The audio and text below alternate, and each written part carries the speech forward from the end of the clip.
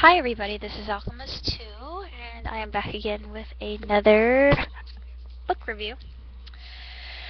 This is John Edward, his latest book, and though it is fiction, there are many elements that could be considered factual within this little gem. I absolutely adored this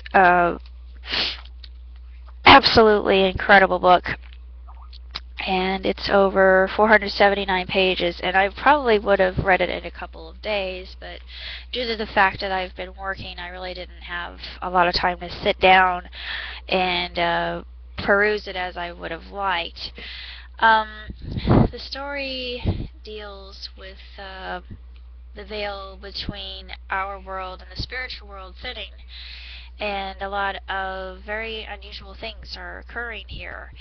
And you have, of course, the ultimate cosmic battle, which is good versus evil.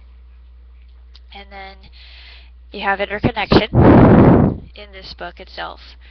And these people, I'm not going to tell you how or when or why, but they soon learn that their lives are important one to the other, and they are catalysts in each other's lives, which is just absolutely incredible, and why I love string theory so much, because our choices affect other people, even though we may not realize how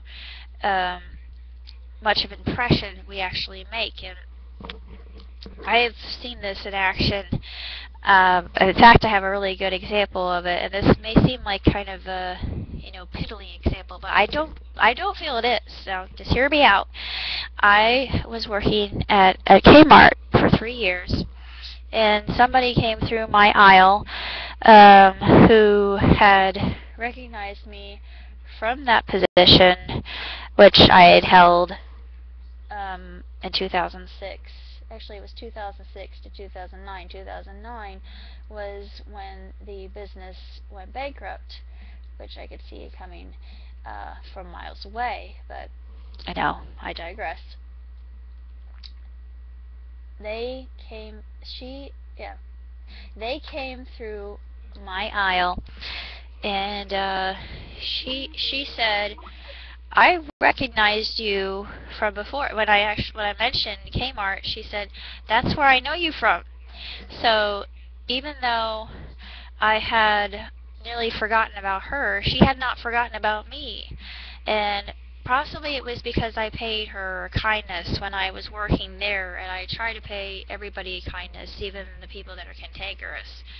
And it's all about love, and love is important. Even if people give you a hard time, you must approach your fellow man with love. Love is the ultimate equalizer. And that's another thing we learn here in this book, because there's a love story involved, involving Charlene St. John, the singer. There are lots of really colorful characters in here. You've got the President of the United States and his son Marcus Jr. You've got other characters that just mesh, and then they meet in the most unusual of circumstances and realize, oh, this was meant to be. The source, he designed that. We don't know why, but he did, and that's the whole thing. And John states here that it was God's work, how he moves, and he does move in mysterious ways, and I will admit to that. And especially after what I went through this morning, I got a message from myself, if that's possible. Now, there's another strange thing that's happened to me, and that's why I'm paying more attention to everything that occurs, and I'm being more alert and more vigilant and diligent, and keeping track of everything that happens, particularly in my dreams, because I think my dreams are indicators of the future, or people coming to tell me if I'm on the right track. Well, I am on the right track, thank God. But I got a message recently, and when I awoke, I have 2 books over on one of my subwoofers, and They're two dream books, and they were just stacked very meticulously by my side. And I didn't remember putting them there. I thought, why would I do that? I was, in my subconscious mind. Why would I do that? I'm not a somnambulist. I used to be. Long ago, I would just go downstairs and I would have perfectly lucid conversations. I wouldn't remember why, but I would go around and I would talk to people, or I would have night terrors, and I'd try to tear the curtains down, and, I don't have those anymore, thank heaven. Those are terrible, but I thought, why? Why would I do that? Why would I put my books next to my side? And I thought, oh, yes, I know why. Because I'm telling myself to pay more attention, just to write them down more often. Take time to write down my dreams, because I'm going to be writing a story called The Traveler. And there's a man that has been reappearing in my dreams. I call him The Traveler. And I'm thinking he might be my future husband, but I don't know. I'm not sure. I don't want to jinx it. I'm hoping he will be. I feel like I've known him for all the other lives that I've had. And yeah, I do believe in other lives. I do believe in reincarnation, because I have seen my other lives, which were very intriguing, but I'm more concerned about the now, the present moment, and what I can do for people while I'm still alive and breathing, which hopefully will be quite some time, because if I feel this good, and I'm coming into my 33rd year pretty soon. Yeah, 14th is my birthday. Then why can't I do that for 100 years? Which I really want to do. This is my goal. And I think I'll be lucid. I think I will be able to be witty and spry and have all my health and all my faculties about me, and people will have to keep up with me like they're doing right now. I mean, I got a lot of energy. I've had this energy since I was, teenager, so people want it. And I don't know where I get it, but I just do. It's just no other explanation other than it just is. That's me. Now back to the book, and I'm sorry I got off on a little tangent there, but Fallen Masters is really a superb work of fiction. I can't really say it's fiction, though, because there are a lot of things that it covers that are going on right now as we speak. So read a book like this, you have to realize that John Edward is sending us a message. We must be alert to what is happening now in this auspicious epoch in which we live. This is history. We are all a part of the history that we are making ourselves. We are given the choice whether we will go down the good path or the bad path, according to the Hopi Indians. Greg Braden talks about quite a bit, very affectionately so. And I could go into a dissertation on that, but I won't. If you're interested in his work, then I would look that up. But he doesn't mention the Hopi. He mentions the Maya, which Greg Braden also speaks of. But the Maya were very well attuned to nature, and I think that they were spiritual people. Plus, they could actually speak more with the source rather than feeling like they were separate, because we really aren't.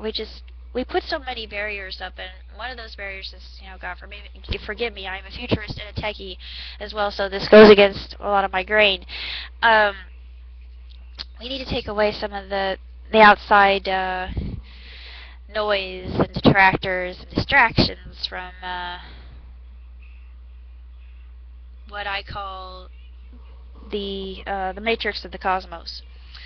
It does speak to us in ways that we cannot possibly fathom, but it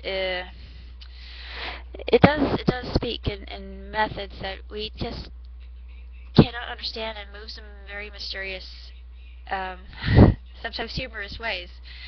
And it's very loving and warm and accepting, but very reproving as well. And sometimes it can be strict, but it doesn't do this to, make us upset or anything, or make us feel less than worthy. We're more than worthy. It's just to test us, because this life here, it is a school, and we're meant to learn. And through our decisions, however many incarnations we're given the ability to make ourselves better and better and better. And this this book here actually speaks of second chances, um, willingly taken, and the cosmic nudges, as I like to call them, that people receive. And a lot of people would just chalk that up for coincidence. There is no such thing as coincidence. All things occur for a reason. The reason may be something that we don't really get, but in the grand scheme of things, it all adds up. But that's what I believe, and I think that's what Fallen Masters is truly about. Plus, all the little pieces connecting together.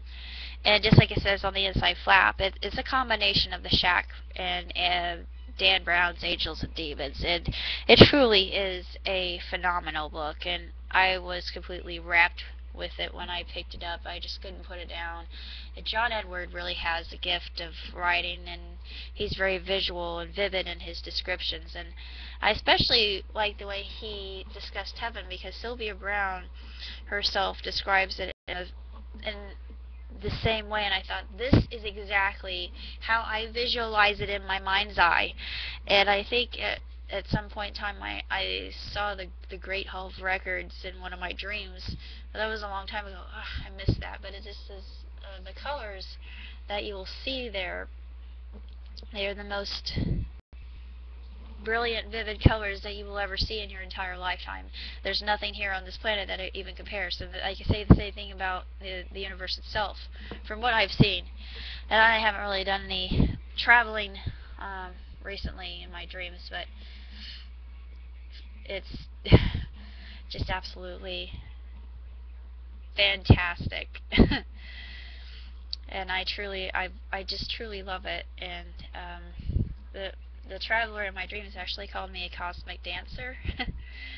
And I think that's the reason why I'm flattered by this nickname. That's making me blush just thinking about it. But I'm hoping that I can meet my fellow cosmic dancer someday. I know he's out there. I just have to quit thinking about it so much and let